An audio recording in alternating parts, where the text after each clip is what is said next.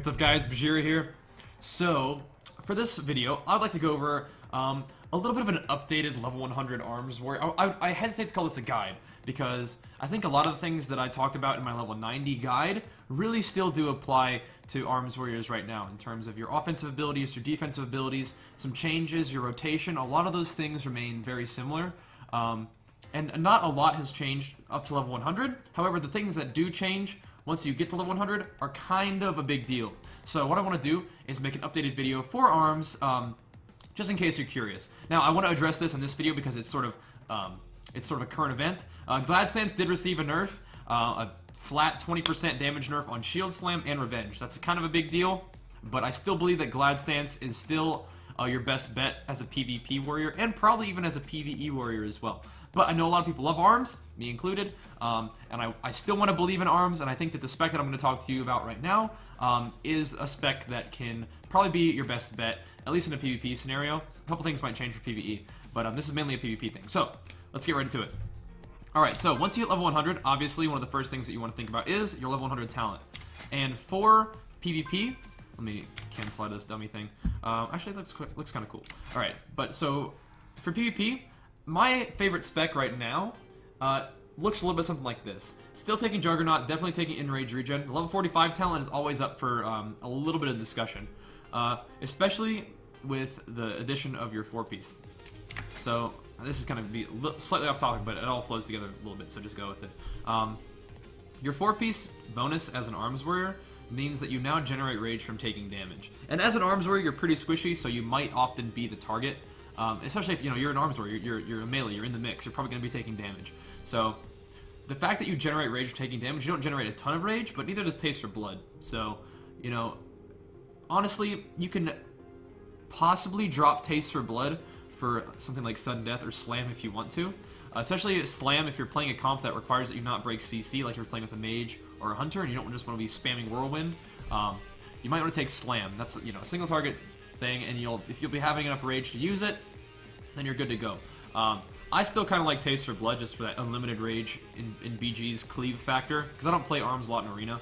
I don't really trust it in Arena. It's pretty squishy.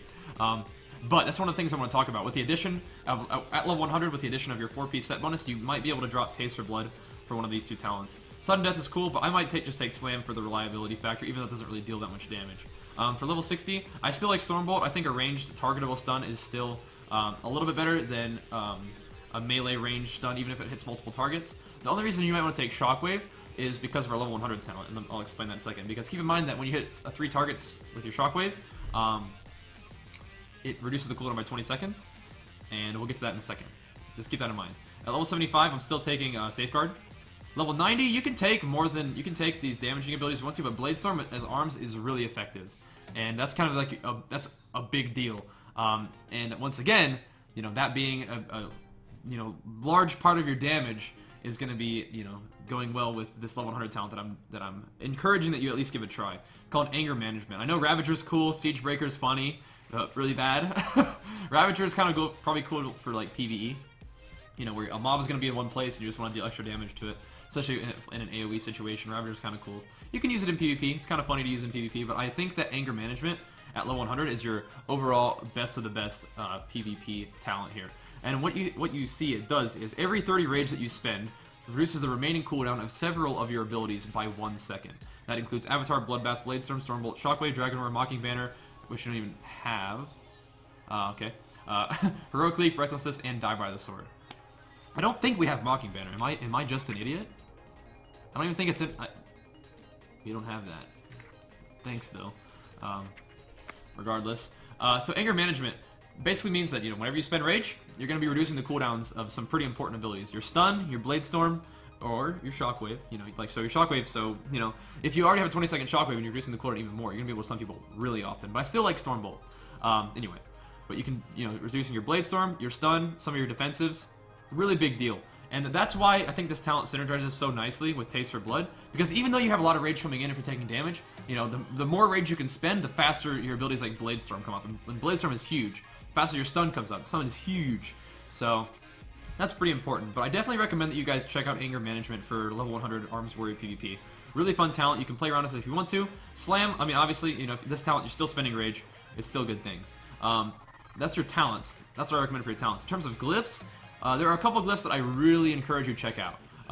This being one of them. Glyph of Rallying Cry. This one cost me a bit of gold to get early on, but you'll see, while your Rallying Cry is active, you also gain 20% leech, healing you for 20% of all damage and healing you cause. This is like a whole, this is almost like a new ability. Glyph of Rallying Cry makes Rallying Cry so much different. They did nerf Rallying Cry. I don't know if you noticed that. It makes it only 15% increased maximum health, so you know, there's a bit of a nerf to there too, but whatever. The Glyph of Rallying Cry makes this really effective. You can use it, you know, use it before you're popping burst. Use it, you know, as you know, in conjunction with Blade Storm if you're in trouble. You know, whenever you're gonna do a lot of damage, whenever you need some health regen, it's a good call. But another weakness of arms is that your defenses are pretty weak, and one defensive isn't really gonna cut it, and that makes this defensive stronger. But especially if you use it in conjunction with an enraged regen, it makes it really powerful because it all says, you notice, it'll buff your health so that the percentage of health that you're getting from regen is going to go up. Plus, the Glyph of Rallying Cry means that not only do you leech damage, but you also leech healing, so it's going to make that healing of enraged regen a lot higher. So I'd say that Glyph of Rallying Cry is almost a necessity. This is like, you need this glyph for PvP. The other glyphs, things like Mortal Strike, increases the healing. I mean, a lot of this is trying to mitigate some of the squishiness of an arms warrior, because your glyphs don't really help you in terms of dealing a lot more damage. The Glyph of Mortal Strike also increases all healing effects on you by 10%. So, you know, receiving heals, you're going to be receiving more heals from other people, and when you're healing yourself, you're going to be getting more heals from that, from your regen, and from your Glyph of Rallying Cry when you use it. This glyph right here, Glyph of Bull Rush, your charge generates an additional 15% rage. No thanks, Mage Socks. Thanks, though. Glyph of Bull Rush generates an additional 15 rage. 15 rage it's cool, I like it, but the only thing I might switch out for this, honestly, is at this point, the amount of rage I'm trying to spend, and maybe even pooling rage, as I'm considering going for something like Unending Rage, or Sweeping Strikes, you know, anything that's gonna help you, like, you know, all three of those glyphs accomplish a similar goal, which is to, you know, either generate rage for you, or give you a higher rage cap so you can spend more rage to decrease the cooldowns of your abilities more. Your minor glyphs don't really matter very much. You know, things like Rune Eruption, you can look into that for more damage. That's one thing that does increase your damage if you're curious about that, if you're interested in that. But something like these glyphs, definitely Glyph of Rallying Cry, probably definitely Mortal Strike, and then your choice of Glyph of Bull Rush, Unending Rage, Sweeping Strike, something like that. Or you can even go something like Blitz if you wanted to have a little bit more control. Especially Blitz plus Warbringer is a pretty strong combo right there. But anyway, that about covers your talents and your glyphs. You know, a few of those things did change for level 100. That's what I wanted to note for you guys. In terms of your gear, in terms of your stat priority, obviously we're going to want to get a two-hander. Right now, I'm only enchanting my two-hander with Mark of the Shattered Hand. I still do believe that your best stat for arms is probably Mastery. Even though crit and multi-strike do get reduced in PvP, I still think they're cool stats. Unfortunately, you don't get enraged off of crits anymore, so that's kind of a big bummer there. So crit isn't as valuable like it is for Glad Stance, even though Glad Stance doesn't... Even though crit is reduced in PvP, getting enraged is still important, so it's good for Glad Stance. But for right now, I think Mastery is really good. What I'm doing here is I'm getting... my gear that I'm buying is basically still the Glad Stance gear, but I mean, it works just as fine. I mean, but I want to get at least a 4-piece set bonus, and I'm getting the crit multi-strike gloves just because I like to have a decent crit value despite it being reduced in PvP. But yeah, just try to buy all the PvP that you can, obviously. You don't have a ton of choices, but right now I'm going for the Crit Haste Helm, Crit Mastery Neck Piece, the Haste Mastery Shoulders, the Crit Haste Cloak. I don't know if I could get a better cloak than that for arms. Probably could.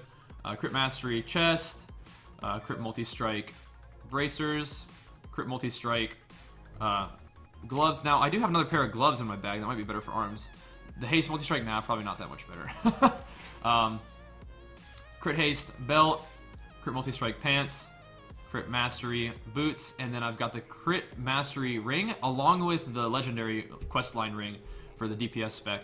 Now, for your Trinket, I would definitely recommend that you use the Proc Trinket just because it's strong. But if you have, you know, you can use the Strength, the Versatility Strength, or the Strength Versatility on use if you want to. But if you have this one, the Flat Mastery is pretty good for arms as well, and I'm testing that out right now. I think that's pretty good. But yeah, just in general, I think your stat priority for arms is still high Mastery. I think you want Strength over everything else right now.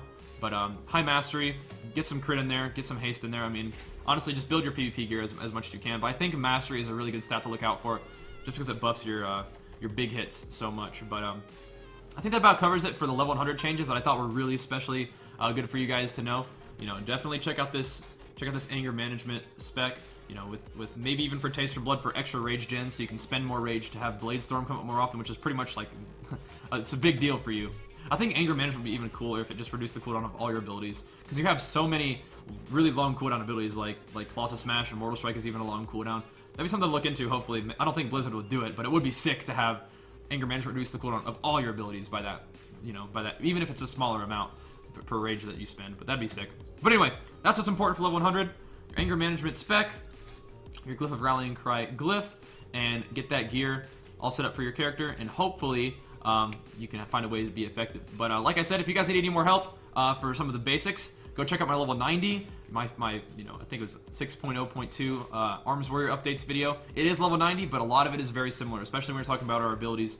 Not a lot has changed in terms of your offensives and defensives. You just want to take a look at your talents, make sure that you got your anger management and your Glyph of Rallying Cry, get your PvP gear, and get ready to own to the extent that you can. Arms is a little bit squishy, still recommend Gladiator stance over Arms, but if you want to play Arms, here's how I recommend that you try it out. Anyways, guys, hope you enjoyed the video. Thanks so much for watching, and I'll see you guys next time.